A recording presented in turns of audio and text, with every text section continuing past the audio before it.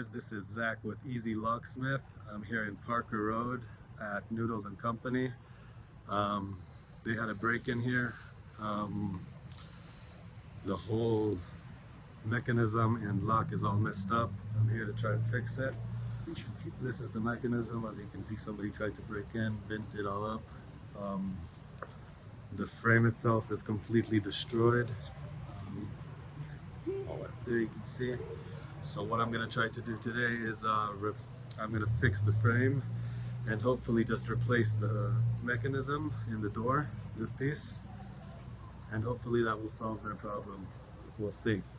I'll keep you guys updated. EZ Locksmith. Hey guys, this is Zach again with EZ Locksmith.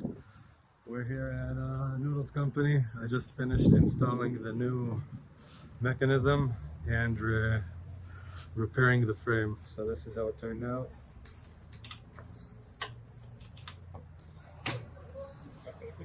Brand new mechanism. Yeah, that's it. EZ Locksmith out.